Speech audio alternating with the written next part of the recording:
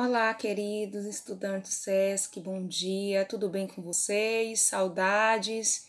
O objeto de estudo da nossa aula hoje é o poema visual, poema e poema visual, e trabalhar também um pouco sobre as figuras de linguagem. Ao longo do nosso estudo, a gente vai conhecer um pouco sobre o que são essas figuras de linguagem e a relação que ela tem com os poemas e esse estilo de poema visual. Para tanto, a gente vai compreender um pouco o significado, a definição, a conceituação do que é um poema visual. O próprio nome diz, são produções literárias em que as imagens, formas e tudo o que é capaz de ser captado pela visão ganham destaque. Como se fala em destaque das percepções visuais, muitas coisas podem ser incluídas e não se proíbe a mistura com outras linguagens. Então, quando a gente trata desse gênero textual, poema e poema visual em específico aqui no nosso estudo, nós não poderemos perder de vista a relação existente entre esse poema visual, como o próprio nome já diz, nessas produções literárias, que é captado pela visão, capaz de ser captado pela visão, essas formas, essas imagens. A poesia visual, ela utiliza recursos não formais. Quando nós estudamos poema, a construção, a estrutura desse poema, nós percebemos que há uma linguagem um pouco mais formalizada, normatizada, verbalizada na escrita desse poema. Quando a gente trabalha o poema visual, a gente percebe que esse recurso de escrita e de linguagem não são tão formais. Por que eles não seguem essa linha tão formal? Porque há necessidade de expressar diversas situações.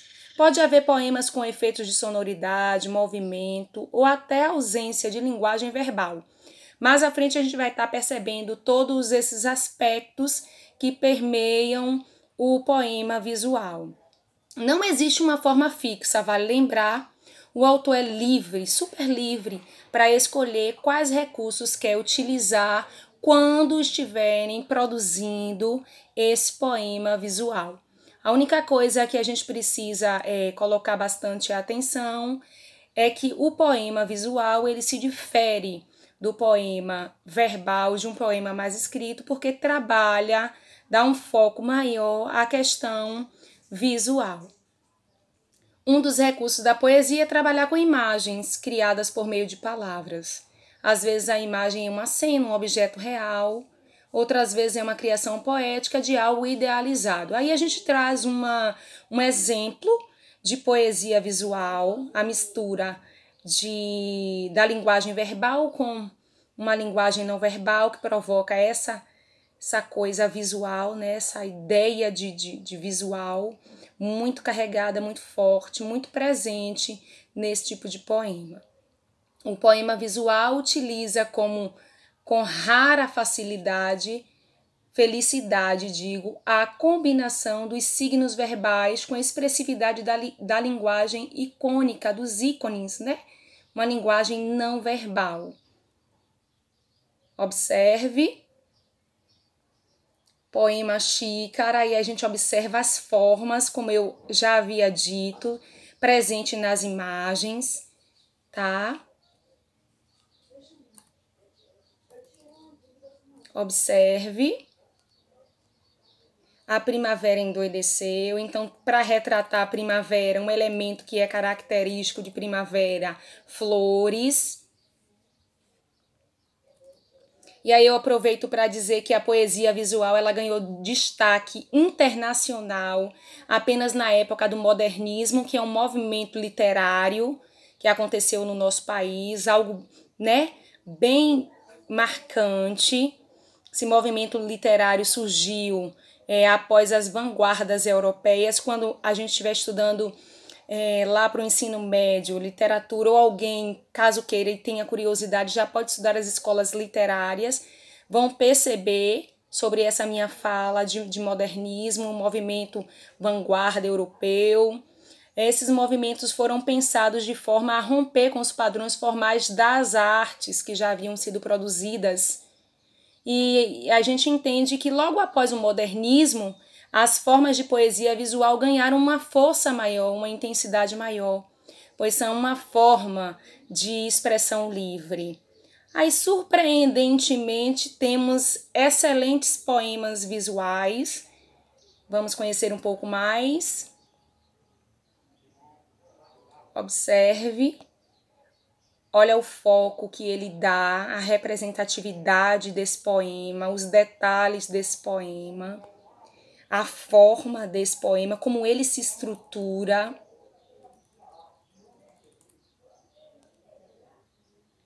Milor Fernandes, conhecidíssimo, ó, era um homem bem vestido, foi beber no botequim, bebeu muito, bebeu tanto que aí já começa, ó, a utilização desse recurso visual e esse jogo de palavras, né?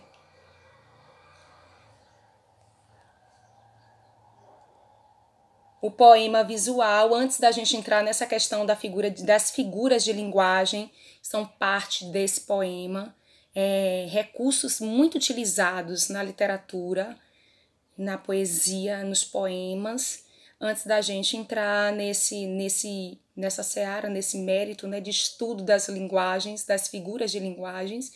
A gente faz uma retomada entendendo que o que já foi dito sobre o poema visual, que é essa forma de se expressar em que os elementos visuais eles ganham destaques, são destaques, podem misturar diversas outras linguagens, pode se agrupar em diversos tipos de poesias visuais com características comuns. Esse agrupamento não são os únicos existentes, mas os mais comuns. Aí a gente pode falar de uma poesia concreta, que é um tipo de poesia visual, que surgiu junto com o resgate dessa coisa de buscar essa poesia não apenas escrita, mas essa poesia visual. Por isso, muitas vezes são confundidas ou tidas como sinônimo, né? Lembra que eu falei que poesia, em outros estudos, a gente já percebeu que trabalhar poesia e poema são elementos, apesar de interligados, mas com definições diferenciadas, tá? Uma apresenta uma linguagem mais verbal, tipo de poesia visual, outro apresenta uma linguagem mais imagética, mais sonora, mais cheia de formas, tá? O uso da linguagem verbal e não verbal, a ausência de versos e estrofes, a ausência do eu lírico e os aspectos geométricos são uma das principais características do poema visual. Então, é importante a gente perceber esse poema visual, né? Uso de recursos geométricos, uso de elementos expressivos visuais. Aí a gente tem a poesia cinética.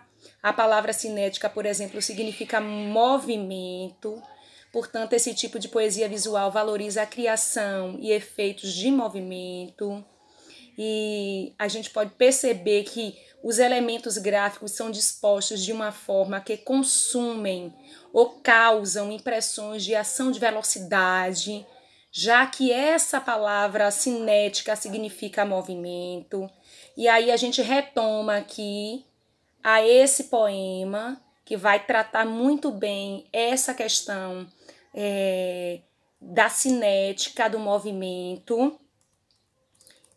O poema visual, ele também pode ser, né, uma poesia fônica. Uma poesia fônica valoriza os aspectos visuais e sonoros como centrais. E tantos outros tipos de poesia que a gente vê por aí, outros poemas também que a gente vê. Mas o importante é lembrarmos que ao se tratar, ao trabalhar, ao explorar esse gênero textual, poema, visual, a gente vai observar as características que permeiam esse gênero, uma linguagem não formal, já havia dito, e o destaque maior às formas, às imagens, para criar esse impacto no leitor, certo?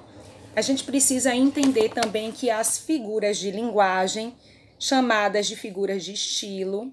São recursos expressivos que se revelam pelo modo não convencional com que as palavras são trabalhadas. Por que falar de figuras de linguagem dentro do estudo de poema visual? Porque geralmente esses textos, que são textos literários, são textos que apresentam muito, trazem muito a questão desse recurso estilístico, que é o uso das figuras de linguagem. A gente separou algumas aqui de acordo com a proposta do nosso material didático e vamos entendê-las uma por vez.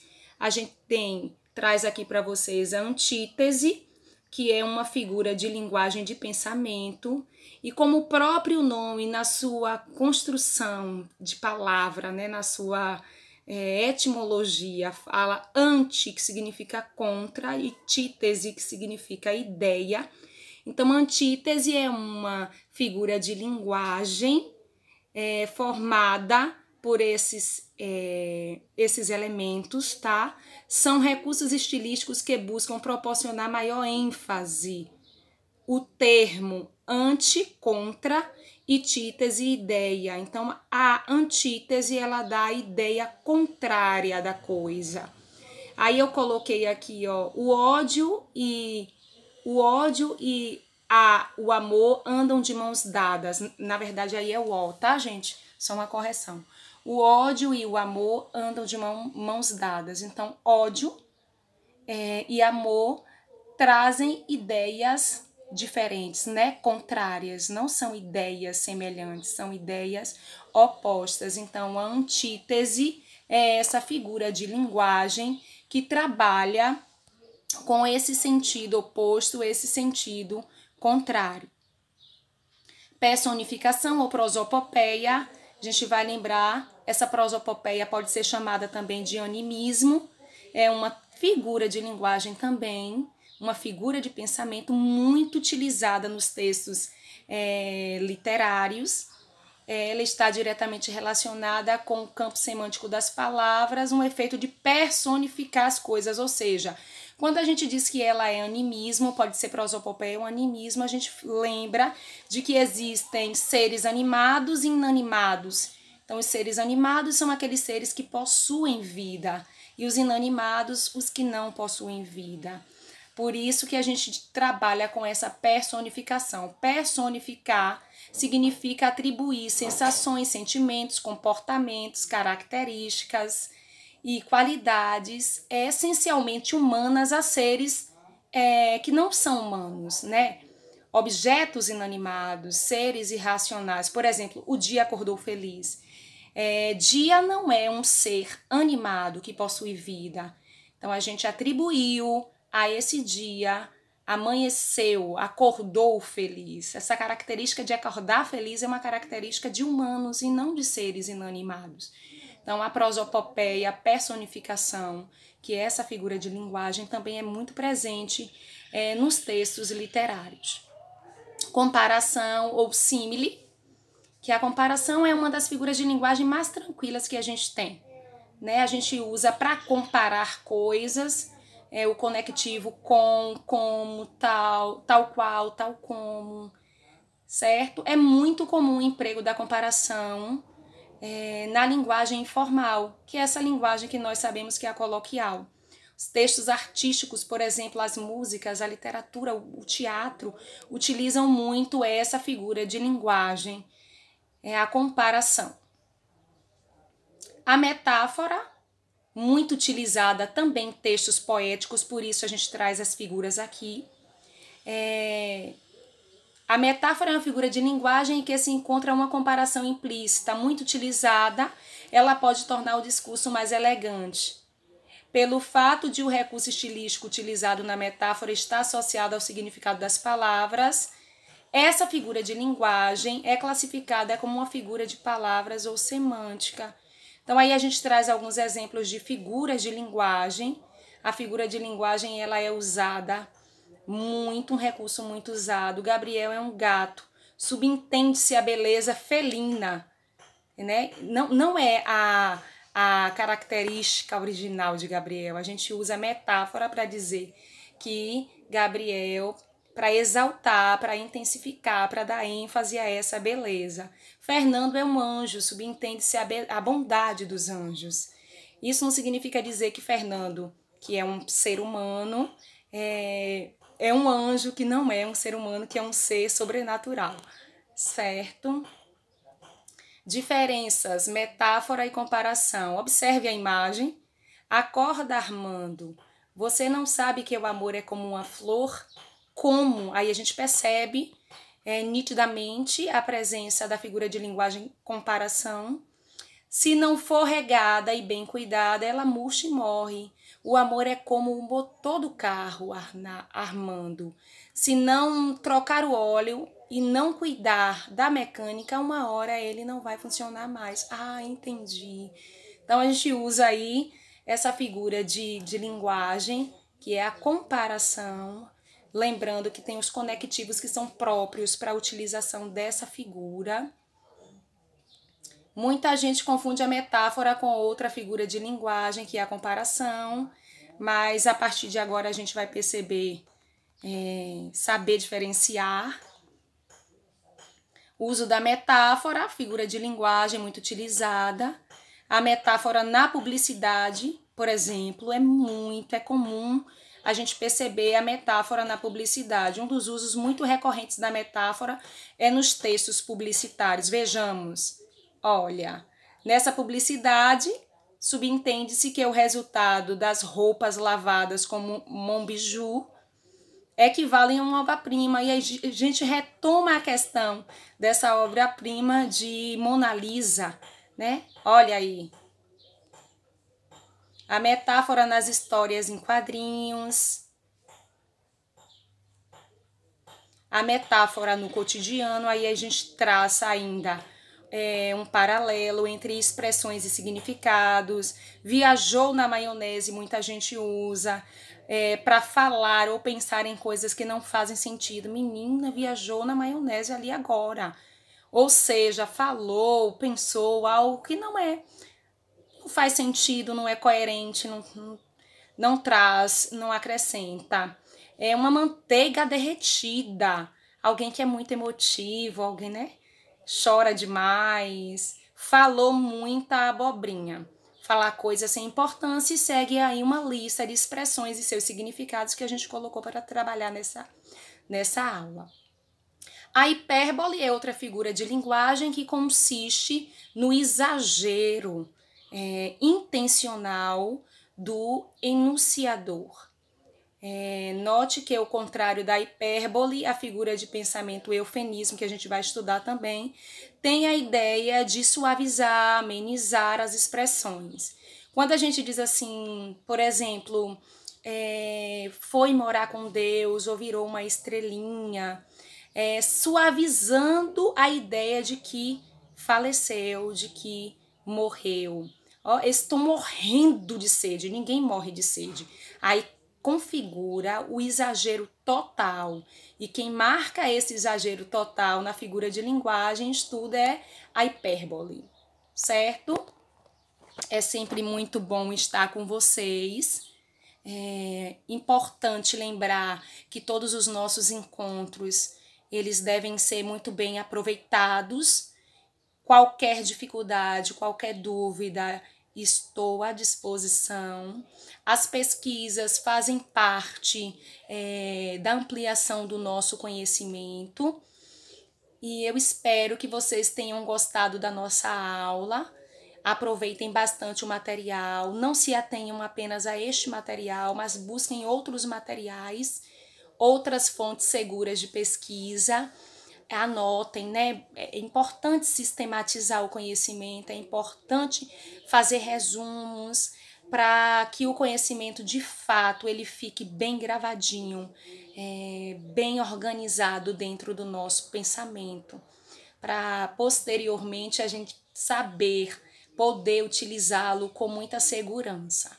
Desejo a todos um excelente dia, até a nossa próxima aula. Fiquem bem, fiquem em casa. Um abraço grandioso em cada um de vocês e até a próxima.